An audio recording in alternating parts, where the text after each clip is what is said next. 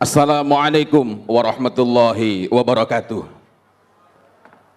Innal hamdalillah nahmaduhu wa nasta'inuhu wa nastaghfiruh wa na'udzu billahi min shururi anfusina wa min sayyiati a'malina. May yahdihillahu fala mudhillalah wa may yudlil fala hadiyalah. Asyhadu an la ilaha illallah wahdahu la syarikalah wa asyhadu anna Muhammadan abduhu wa rasuluh la nabiyya ba'da. Allahumma salli ala sayyidina Muhammad wa ala alihi wa sahbihi ajma'in. Rabbi shrah li sadri wa yassir li amri wa hlul 'uqdatam min lisani yafqahu qawli ma ba'd. Bapak Ibu sekalian, setiap kali saya hendak berbicara tentang keibubapaan, saya senantiasa bertanya pada diri saya sendiri, kelak ketika langit digulung dan bumi dilipat, apakah yang akan dikatakan oleh anak saya kepada Tuhannya tentang orang tuanya? Apakah mereka akan bersaksi di hadapan Allah Subhanahu wa Ta'ala bahwa orang tuanya ini telah mengenalkan Allah Ta'ala, mendidikkan untuk ridho Allah sebagai Tuhannya, Islam sebagai agamanya, dan Muhammad sallallahu alaihi wasallam sebagai Rasulnya? Saudara-saudara, sebelum saya lanjutkan, izinkan saya untuk mengingat dua orang ibu yang saya sangat mencintainya. Yang pertama adalah ibu yang melahirkan saya, dan yang kedua adalah ibu yang melahirkan anak-anak saya. Ini adalah foto saya bersama anak saya yang keenam. Alhamdulillah, anak kami baru 7. Kalau di Indonesia ada seruan, 2 anak cukup, 3 anak lebih dari cukup, 4 anak baik, 5 anak baik sekali, 6 ke atas istimewa. Nah, saudara-saudara, ada hal yang senantiasa perlu kita renungkan. Sangat banyak buku macam-macam yang berbicara tentang parenting. Jim Duggar menulis misalnya tentang parenting yang di dalamnya berisi tentang 6 parenting style. Ada 6 pola asuh yang umum dikenal oleh manusia. Yang pertama adalah diktator parents atau diktator family. Yang kedua adalah benevolent diktator, diktator tapi penyayang betul. Yang ketiga adalah President's Council. Yang keempat adalah Family Council atau orang lain menyebutnya sebagai pola asuh demokratik atau democratic parenting style. Dan democratic parenting style itu juga ada 2 macam. Yang pertama orang tua sebagai mentor, dan yang kedua adalah yang completely depends on children's decision on every matter, on every problem, on everything they will face in their life. Dan yang kelima adalah egalitarian family, yang keenam adalah manipulative family. Manipulative family ini adalah pola asuh yang mementingkan apa kata anak. Dan orang tua selalu membela anak. Nah, saya tidak membahas ke-6-6-nya. Karena saya lebih percaya bahwa khairul kalam kalamullah, khairul hadi hadi Muhammadin sallallahu alaihi wasallam. Saya hanya ingin mengatakan kepada Anda bahwa jika orang ramai mengatakan the best parenting style is democratic parenting style, I say no. Kita menyaksikan dalam sejarah, tadi Muhammad Al-Fatih dirotan, tetapi melahirkan orang sukses. Berjaya kata orang Malaysia ya. Saya kemarin masih berpikir, apakah berjaya? Saya akhirnya coba tanya pada sahabat-sahabat saya yang di Malaysia. Di rotan pun bisa sukses. If you go entire the China, you will find many parents raise their children with some unexpected treatment for the Western. Tetapi mereka menjadi orang-orang sukses. But we need much more than only success in the world. Nah, dari 6 ini manakah, termasuk yang manakah Anda? Benevolent diktator ada kelebihannya. Benevolent diktator cenderung melahirkan anak-anak yang solid, yang saling menyayangi antar saudara mereka. Dan ketika orang tuanya get older, and older, ketika orang tuanya semakin tua, mereka bertambah-tambah sayangnya kepada orang tua. Nah, alhamdulillah ini yang akan sayang sama orang tuanya, Allahumma amin. Right? Ada right, ada correct. Which one do you choose? Ada right, ada correct. Sometimes we only right, we only choose right, but right is not enough. I'm very sorry. Do you steal this pocket? Yes, right. It's right. What does it mean? Right, tapi berdosa. Oke, saya teruskan lagi perbincangan kita. It's not about parenting style. There are much more important things than parenting style. Maka kalau kita menjumpai dalam hadis-hadis as-sunnah as-sahihah yang ditekankan bukan bagaimana kita berbicara kepada anak, tetapi hal-hal apa sajakah yang harus ada ketika kita mengasuh anak-anak kita. Saudara-saudara, kalau tadi saya berbincang kepada Anda tentang apakah yang akan terjadi pada orang tua yang menggunakan pola asuh benevolent diktator ketika tua, yakni ayatnya anaknya semakin sayang. Dan sebaliknya kalau completely democratic, maka bersiap-siaplah Anda untuk segera dikirim ke panti jompo. Di sini apa namanya? Panti jompo. Rumah orang tua. Nah, jadi because there is no emotional bonding between you and your son. Because there's no strong emotional bonding between you and your daughter. No. Except only a little. Maka mereka menengok kita, mengunjungi kita. Para ibu berbahagialah karena ada 2 hari yang istimewa. Hari ibu dan hari lansia. Tapi para bapak hanya dikunjungi di panti lansia, di panti jompo hanya pada hari lansia, lanjut usia semata. Oh iya, mohon maaf. Karena itulah saya sengaja bikin slide-nya in English untuk menghindari salah paham begitu ya. Tak nampak, tak apa. Di masa Rasulullah Shallallahu Alaihi Wasallam tidak ada pakai di surat-surat begini, tetapi hasilnya luar biasa. Now I want to ask you, what do you expect from your children if you die young? Apa yang bisa Anda harapkan? Apa yang boleh Anda harapkan dari anak Anda jika Anda mati ketika masih muda? Anak-anak Anda apalagi masih kanak-kanak, bukan lagi belia, masih kanak-kanak betul. Apa yang Anda harapkan dari diri Anda? What you expect? What to expect from yourself and nurturing your children if you die young? There is something to be proud of? Any pride of there? No, tidak ada. What to expect if your children die young? When you are still alive, ketika Anda masih hidup, apa yang bisa Anda harapkan? Maka kita harus mengingat bahwa the most important thing is not what we can proud of them.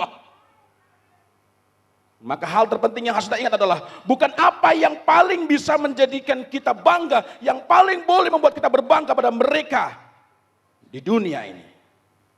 Apakah kita akan merasa cukup bangga?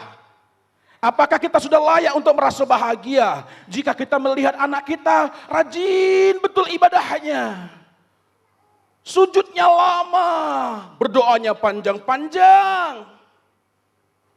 Kalau ia berdoa menangis, meleleh air matanya. Senang punya anak begitu? Tidak cukup. Bal'am bin Baurah, orang yang rajin berdoa. Allah Ta'ala tak pernah menolak doanya. Tapi Bal'am bin Baurah Allah Ta'ala jadikan sebagai manusia terlaknat di sisi Allah Azza wa Jalla. Dan kita perlu khawatir ketika mengingati hadis sahih mauquf dari Ibnu Mas'ud radhiyallahu an, sebagaimana diriwayatkan oleh Ad-Damiri, ada satu masa fitnah yang ketika itu orang ramai itu mencari dunia, mencari rezeki, mencari kekayaan, mencari pangkat dan lain-lain dengan amalan akhirat. Wal tumisatid dunya bi amalil akhirah. Maka kita didikkan mereka untuk rajin sholat, bersungguh-sungguh puasa, sama sekali tidak cukup. Bukankah orang yang pertama kali masuk neraka itu adalah orang yang jihad fi sabilillah? Lihat Sahih Muslim babul jihad. Tetapi niatnya bukan karena Allah. Niatnya karena riya. Apakah kita akan cukup merasa bangga jika anak-anak kita menghafal 1 juz, 2 juz, 3 juz, atau lebih dari itu semasa mereka kanak-kanak? Tidak cukup. Tidak cukup. Karena golongan ketiga yang pertama kali masuk neraka dan menjadi bahan bakarnya, sekali lagi nanti periksa babul jihad. Sahih Muslim adalah orang yang pandai membaca Al-Quran, dia membaca Al-Quran untuk mendapatkan dunia dan mengambil kemanfaatannya. So, apa yang harus kita perbuat? Apakah kita akan cukup merasa tenang apabila anak kita bersungguh-sungguh mempelajari agama ini? Juga tidak, tuan-tuan. Juga tidak, puan-puan. Sama sekali tidak cukup. Sama sekali tidak cukup. Kenapa? Lanjutan hadis riwayat Ad-Damiri itu di bagian terakhirnya ada ungkapan watu fuqiha li ghairiddin. Watu fuqiha li ghairiddin. Ada satu masa fitnah. Ketika orang itu bertekun-tekun memahami agama. Ketika orang itu bertekun-tekun belajar agama. Bukan untuk tujuan agama. Li ghairiddin. Why? Kenapa? Karena agama ini adalah highway to get success. Highway to reach the world. Highway, jalan raya untuk meraih apapun yang ada di dunia ini. Maka ketika saya menjadi Vice Principal on Motivation Affairs di sebuah sekolah rendah, sekolah dasar Indonesia bilang, saya sering motivasi anak-anak yang mengatakan, anak-anak, apakah Pak Guru akan bangga kalau mendengar ada di antara kalian yang mempunyai 10 perusahaan? Tidak. I'm very sorry. I often teach my children in my school with the word no. Tidak. Pak Guru tidak bangga. Bu Guru tidak bangga. Orang tua kalian juga tidak bangga. Anak-anak, apakah Pak Guru akan bangga jika mendengar ada di antara kalian yang menjadi seorang gubernur? Apalagi hanya seorang gubernur. Pak Guru tidak bangga. Bu Guru tidak bangga. Terus ini disampaikan dalam Motivation Day.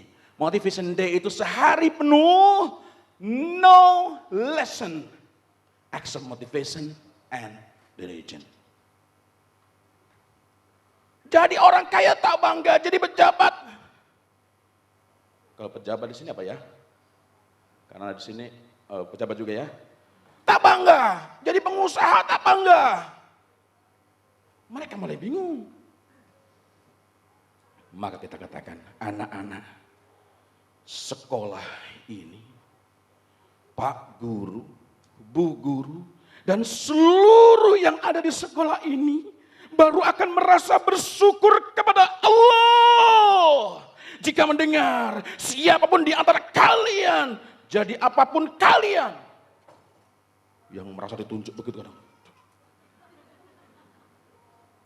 Jadi apapun kalian pergunakan itu semua untuk menolong agama Allah Subhanahu wa ta'ala. Ya ayyuhalladzina amanu in tansurullaha yansurkum wa yuthabbit aqdamakum. This is the way. This is my effort, our effort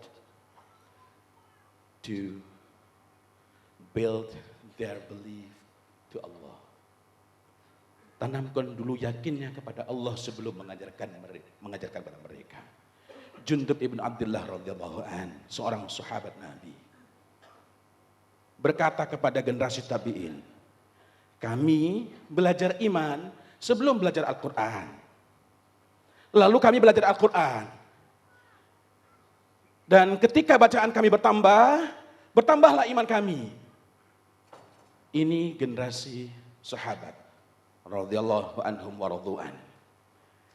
Generasi tabi'in terbalik. Padahal generasi tabi'in sungguh merupakan generasi yang juga sangat baik dibanding generasi kita. Generasi tabi'in belajar Al-Quran sebelum belajar iman. This is the problem. Menurut Jundub ibn Abdullah radhiyallahu anhu. How about our generation? How about our children? Anak-anak kita belajar sains, belajar matematik, pengetahuan sosial dan lain-lain sebelum mereka belajar iman. Itulah bedanya. Nah, jadi mari kita berpikir apa yang bisa kita buat, apa yang bisa kita kerjakan, apa yang bisa kita lakukan untuk menanamkan yakinnya dulu mereka. Menanamkan yakinnya dulu mereka. Anda tahu para orientalis? They know so much about this religion. Mereka paham lebih baik boleh jadi dibanding kita. Tetapi ketika iman itu tak ada, there is no iman inside their heart. Waktu fuqiha li ghairiddin. Maka mereka belajar agama itu untuk selain agama. Menolong agama Allah itu bukan berarti seperti saya this morning in front of you speaking about religion. Bukan. Orang yang berbicara agama itu bukan berarti selalu mengatakan Assalamualaikum warahmatullahi wabarakatuh. Bukan. Tetapi apapun yang kita kerjakan untuk menjadikan agama ini, kalimat Allah ini tegak di muka bumi. Baik, satu sekali lagi. Saudara-saudara, kenapa kita harus berpayah-payah, berletih-letih, bercapek-capek, berpenat-penat untuk mengasuh anak kita? Sebab doa anak kita untuk kita itu doa bersyarat. Conditional doa. Kalau saya doakan Anda semua, Allahumma ghfir lil muslimina wal muslimat, selesai. Asal Anda muslim, kena doa itu. Tapi doa anak kepada orang tua, bagaimana bunyinya? Warhamhuma kama. There is a word kama. S. Sebagaimana. Maka boleh jadi ketika anak kita itu berdoa dengan meratap-ratap, Rabbi firli wali walidayya warhamhuma kama rabbayani shaghira. Doa itu tidak sampai kepada orang tuanya. Sampai kepada siapa? Sampainya kepada siapa? Kepada yang telah bersungguh-sungguh. Kepada yang telah berpenat-penat untuk mengasuh mereka, merawat mereka, mendidikkan mereka, menyayangi mereka, menjagai mereka. Karena Rabbayani itu maknanya bukan hanya menyayangi tetapi tarbiyah. Tarbiyah itu ada beberapa unsurnya. Penjagaan, kasih sayang, pendidikan, perhatian, perlindungan, macam-macam. Sekarang saya bertanya pada Anda. Apa warna kesukaan anak Anda yang pertama? Biru. Nah, ada suaminya? Bawa? Udah ada. Saya pernah bikin training untuk para orang tua. Saya bikin semacam list pertanyaan-pertanyaan sederhana saja. Saya bersyukur bahwa tadi bisa langsung menjawab biru. Sebab dalam beberapa kejadian itu, apa warna kesukaan anak kedua Anda? Sepertinya coklat. Kecuali kalau orang Madura mungkin ada perbedaan sedikit. Karena orang Madura itu bilang biru daun sama biru langit. Hijau, itu orang Madura bilang biru. Biru daun. Nah, this is a special case. Nah, terus bapaknya, itu kan saya minta tulis di kertas. Warna kesukaan anak kedua. Ditulis merah. Saya tanya, anaknya ada bawa HP? Bimbit ya sini ya. Ada bawa HP? Ya salah tingkah.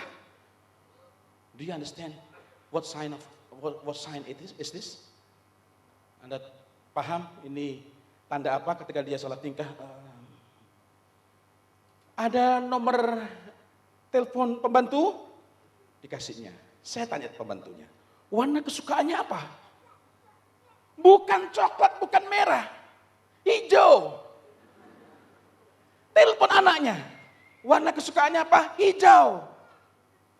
Saudara-saudara, for a very simple thing. Untuk hal-hal yang amat sederhana itu saja kita sudah salah. Bagaimana kita bisa memahami inside their minds, inside their heart, jika warna saja tidak tahu. Dan bahkan yang menyedihkan adalah betapa banyak suami yang tidak tahu apa makanan kesukaan istrinya. Ketika anak kita mengatakan, Rabbi firli wali walidayya warhamhuma kama rabbayani shaghira. Maka malaikat mengatakan, ya Allah, doa ini tidak pantas untuk orang tua. Maka berikanlah kemuliaan dan kebaikan itu kepadanya, bukan kepada orang tuanya. I want to ask you today, if in the next 20 years, your children pray in the dark of night, with the light of their heart, Rabbi firli wali walidayya warhamhuma kama rabbayani shaghira. Apakah Anda termasuk yang mendapatkan kebaikan dari doa anak Anda? Ini soalan pertama. Persoalan kedua, manakala kita pun sudah berpayah-payah mendidik mereka, mengasuh mereka, ada pertanyaan lagi. Karena doa anak pada orang tua itu adalah waladun solihun yada'ulah. Soleh dulu baru berdoa. Saya tidak tahu dengan di sini, tapi di Indonesia ada beberapa kegiatan itu.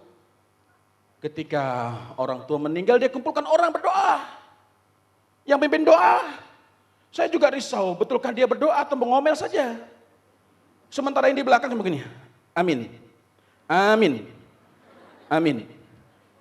Saya tidak tahu apakah di bimbitnya terus ada teks masuk, terima kasih, doa Anda telah diterima. But this what happened in my country. I hope it's not here.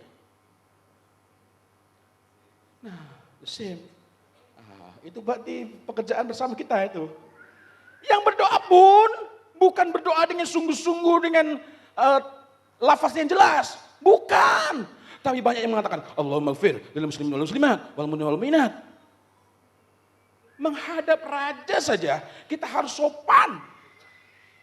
Berdoa kepada Allah, Allahumma ighfir lil muslimin wal muslimat wal mu'minin wal mu'minat. Udah begitu jawab, amin. Apa artinya amin? Aman. Beres. Kalau udah di bahasa Indonesia ada bilang sip. Kalau amin, percaya. Kadang seluruh orang tak ada yang meminta dikabulkan. Yang satu bilang amin, aman. Safe. Secure. Amin. Percaya. Jadi tidak ada yang tak dikabulkan. Astagfirullah. Pertanyaannya adalah, kalau hari ini anak-anak kita itu hafal 4 juz dari Al-Quran, apakah di hatinya itu yang ada adalah himmah kepada akhirat atau himmah kepada dunia? This is a big question for us.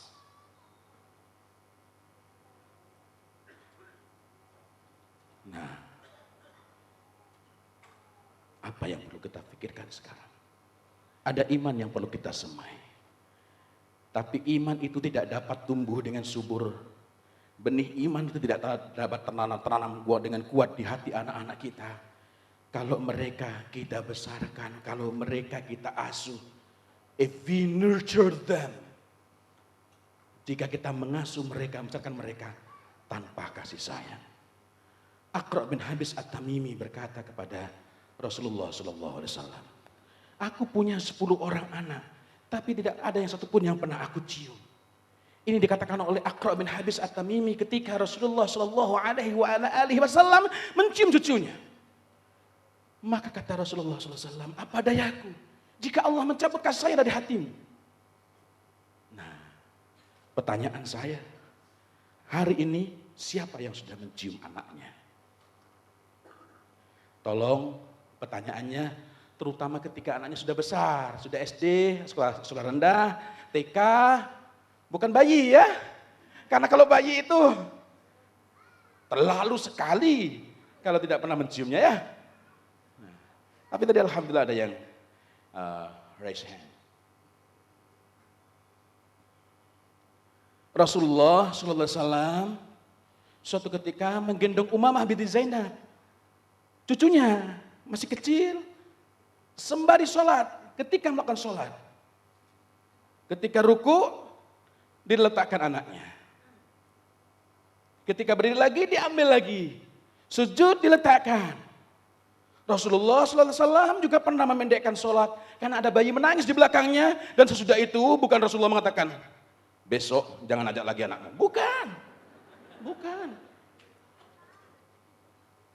Pernah juga Rasulullah SAW sujud lama sekali. Gelisah para sahabat. Ada apakah ini? Adakah wahyu sedang turun? Tidak. Karena ternyata cucunya Al-Hasan dan Al-Husain menaiki punggungnya. Bukan kita marah-marah. Apa aku buat ini? Dosa itu. Padahal tidak ada bayi yang berdosa kan? Oh, I'm very sorry, I must deliver this presentation more quickly because the time is nearly up. Nah, do you really know each of, once again, each of, how to say in Malaysia? Setiap, bukan average. Setiap anak Anda. Apa yang menjadikan anak pertama Anda merasa Anda cintai? Dan apa yang menjadikan anak ketiga Anda merasa Anda cintai? Different people, different approach. Kita berikan bingkisan kecil buat anak kita. Pertama, mereka mengatakan, Bapak saya cinta sekali sama saya.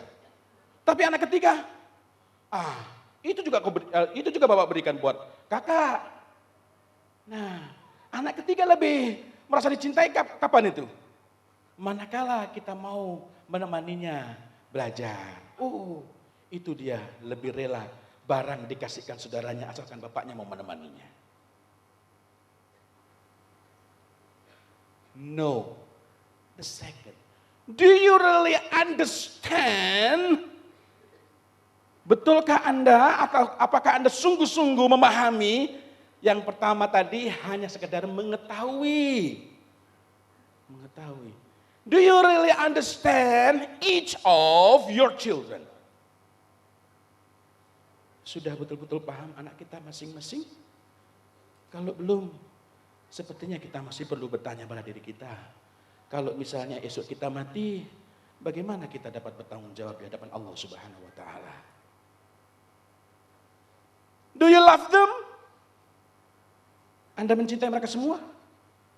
Saya yakin begitu. Tapi pertanyaannya adalah, do they feel you love them?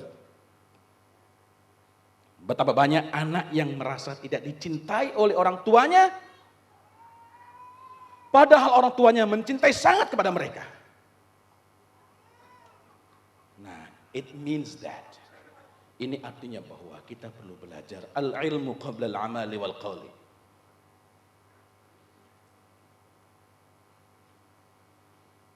How long do you spend your time? How long? We have a lot of time every day, but we rarely spend our time for our children. Manakala kita rehat, siapa yang kita telepon pertama kali? Suatu ketika saya berjumpa dengan seorang ibu, dia posisinya bagus, karirnya bagus di sebuah bank. Dan dia mengatakan, Pak, saya sibuk sekali, I'm very busy. Sebutkan jobnya macam-macam. Maka saya bertanya, ngobrol-ngobrol dulu, berbincang-bincang dulu. Saya tanya, Ibu, ketika Ibu ada sesuatu yang ingin sekali diceritakan pada orang lain, betul-betul merisaukan, galau. What do you do? Apa yang Anda lakukan ketika rehat? Langsung berbinar-binar matanya. Saya akan menghubungi teman saya, Pak, dan saya tag via Facebook. Jadi rupanya kita ini lebih akrab dengan face-nya buku ya, daripada face-nya anak kita. Saya bilang, wow, how long do you speak with your comrade? How long do you speak with your friend?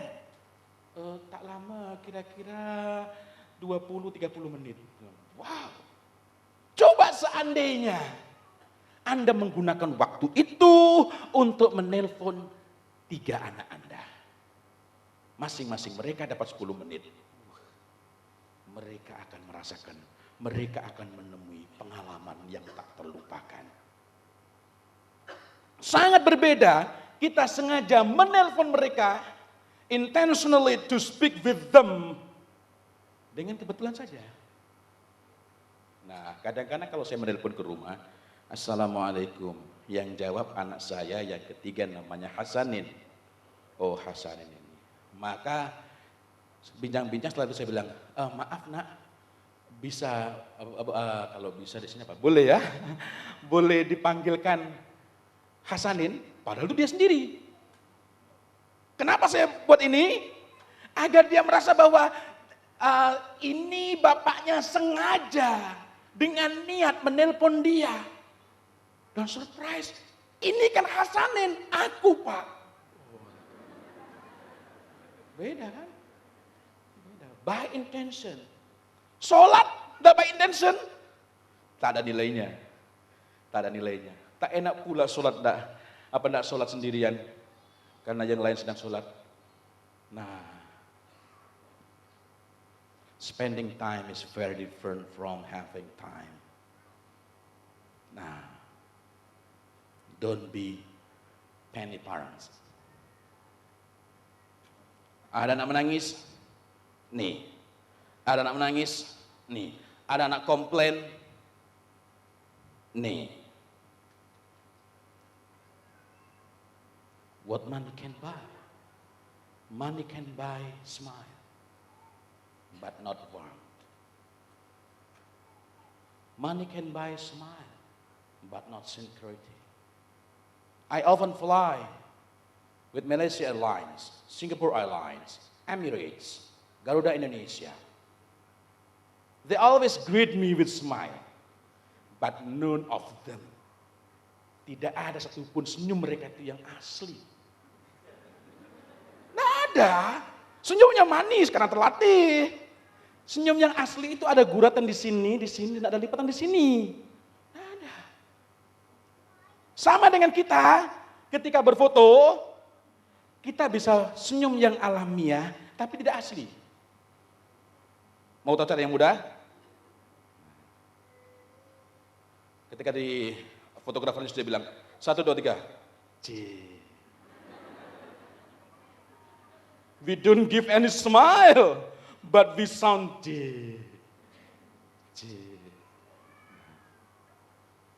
Ini natural, ini alamiah, tetapi tidak asli. Tidak asli. What money can buy? Money can buy service. Money can buy bed. Money can buy house. But not happiness to stay in. Betapa banyak orang yang tempat tidurnya besar, tapi kalau mau tidur harus minum obat dulu. Why? Because they are not happy. You can't buy your children's trust with candies. You only can buy with your kindness and attention.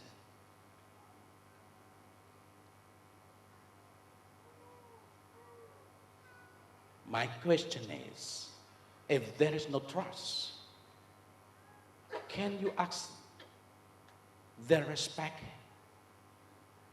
Bolehkah Anda meminta rasa hormat mereka kepada kita? No. Mereka bisa begini. But it's only physical, not by heart. If there is no trust, will there be a strong emotional bonding with you inside their heart? Adakah mereka itu akan memiliki kerinduan, rasa rindu, tak berjumpa setengah tahun pun sudah menangis mereka? Saya pernah menulis dalam buku Saat Berharga untuk Anak Kita, sebuah kasus seorang laki-laki badannya besar, gagah, kerjanya bagus, karirnya bagus, tapi ada satu yang dia tidak bisa beli, rasa rindu kepada ayahnya. Hanya karena dia sudah belajar agama, maka dia sungguh-sungguh menunggui bapaknya yang sakit, tapi risau. Dia sungguh-sungguh menunggui ayahnya yang sakit, tapi tidak tahan itu. Kadang kalau mau bertanya pada ayahnya, dia berpikir, apa yang tidak saya tanyakan ya? Berpikir dulu keluar, apa mau saya tanyakan ini?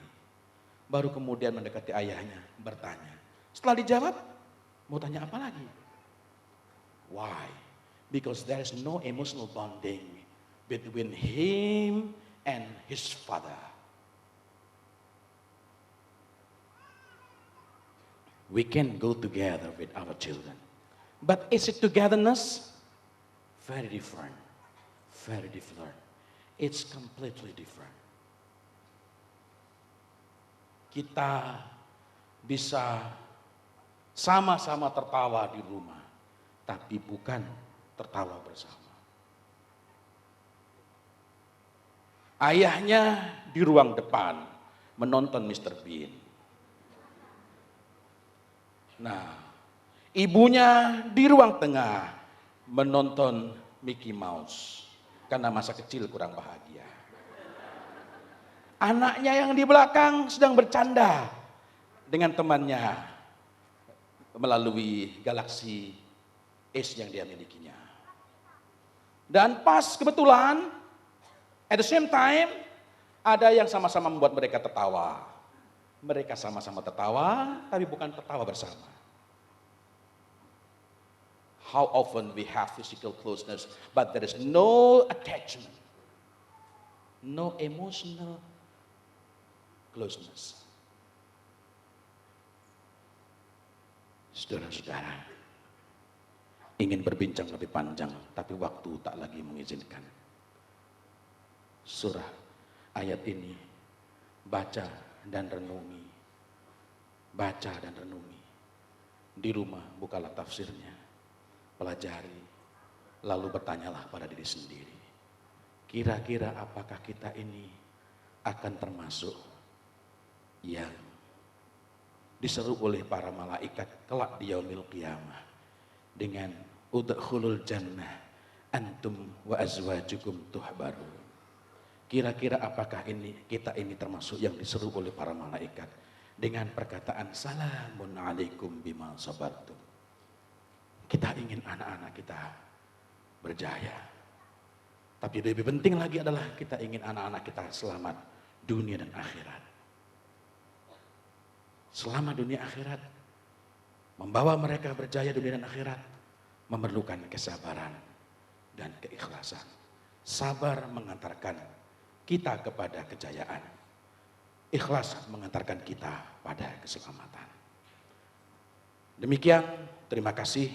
Semoga bermanfaat. Salam saya untuk Anda semua. Dan saya kembalikan kepada pembawa acara. Terima kasih.